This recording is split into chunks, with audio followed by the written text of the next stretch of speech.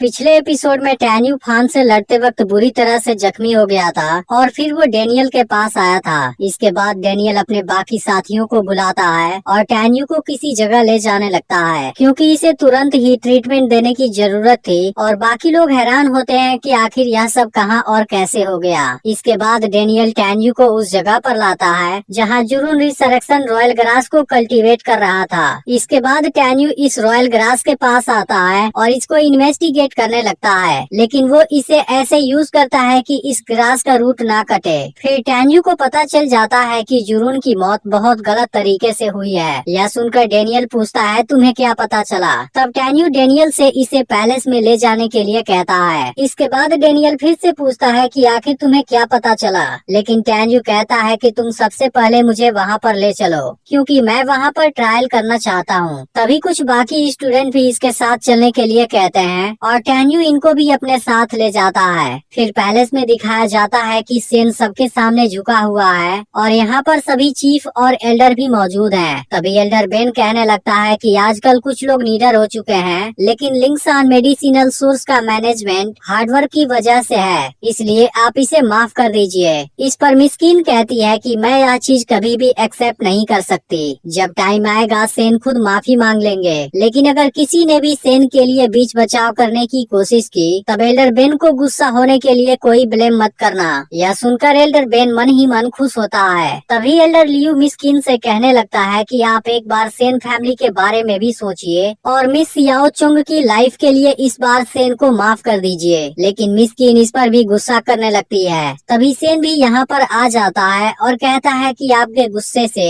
Elder Liu की जुबान फिसल गई थी, इसलिए आप इनको ब्लेम मत कीजिए। फिर सेन एल्डर लियू से कहता है कि गलत गलत है, इसलिए मैं मरने के लिए तैयार हूँ, लेकिन तुम अपने लिए मुसीबत खड़ी मत करो। तभी इसी वक्त ग्रेट एल्डर भी यहाँ पर आ जाते हैं और मिस्किन से अपने भाई की जान बचाने के लिए रिक्वेस्ट करते हैं। तब सेन ग्रेट एल्डर से कहता है कि आप मेरी चिंता मत कीजिए, लेकिन मेरे जाने के बाद आप सियाओ चुंग का ख्याल जरूर रखिएगा। इस पर ग्रेट एल्डर भी कहते हैं कि मैं इस बात को याद रखूंगा। तभी एल्डर बेन कहने लगता है कि अब कार्यवाही का समय हो गया है, लेकिन मिस्किन अब सेन के सामने अपना सिर झुकाती है, जिसको देख सेन हैरान होता है। फिर मिस्किन कहती है कि आप जैसे अच्छे इंसान को मरते वक्त मैं भी दुखी हूँ। तब सेन कहने लगता है कि सारी गलती तो मेरी है, लेकिन अगर मुझे फिर कभी मौका मिला तब मैं फिर से आपकी सेवा जरूर करना चाहूँगा और सेन फैमिली की निष्ठा पर कभी भी आँच नहीं आने दूंगा। इसके बाद सेन खुद को मारने के लिए तैयार हो जाता है और मिस्किन से अपना ख्याल रखने के लिए कहता है। इसके बाद सेन खुद को मारने के लिए अपनी तलवार भी निकाल लेता है, जिसको देख एल्डर बेन को काफी खुशी होती है, जबकि बाकी लोग इस चीज से बहुत दुखी थे। लेकिन इसी वक्त टैन्यू और उसके साथ बाकी स्टूडेंट भी यहाँ पर आ जाते हैं और सेन को कुछ भी करने से रुक जाने के लिए कहते हैं। इसके बाद वो सभी सेन से यहाँ लेट आने के लिए माफी मांगते हैं। तब सेन कहता है कि आज मैं आखिरी बार तुम्हें देख पाऊंगा, लेकिन तुम्हें यहाँ ले आने की वजह से सभी एल्डर और चीफ मिस्किन का मजाक उड़ाते हैं, जिसे मैं अब सहन नहीं कर सकता। इसलिए तुम्हें प्रॉमिस करना होगा कि तुम आने वाले समय में खुद को एक जीनियस साबित करोगे, क्योंकि उसके बाद मुझे अपने मौत का अफसोस नहीं होगा। इस पर टैन्यू कहता है कि जब तक मैं यहाँ पर हूँ मैं आपको कुछ भी नहीं होने दूंगा।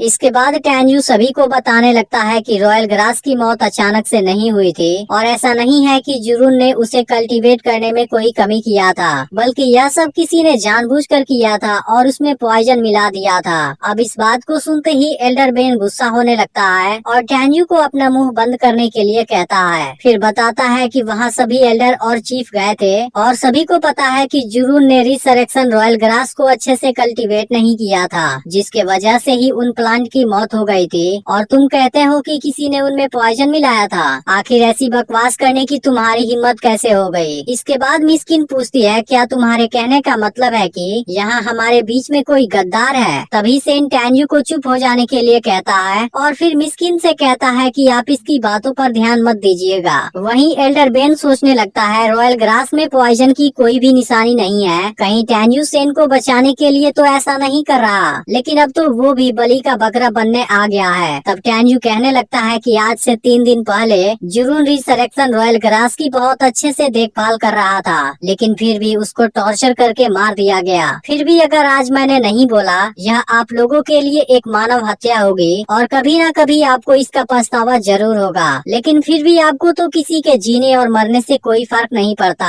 यह सुनते ही एल्डर लियू इस पर गुस्सा करते हैं। तब डेनियल और बाकी स्टूडेंट मिस्किन से रिक्वेस्ट करते हैं कि टैन्यू को अपनी पूरी बात कहने दी जाए। इस पर मिस्किन कहती है कि मैं तुम्हें केवल एक चांस दूंगी, लेकिन उसके बाद अगर तुमने अपना मुंह खोला तब एल्डर बेन के गुस्से के लिए तैयार रहना। और इसी के साथ एपिसोड एंड हो जाता है, जिसका अगला एपिसोड फ्राइडे को रिलीज होगा।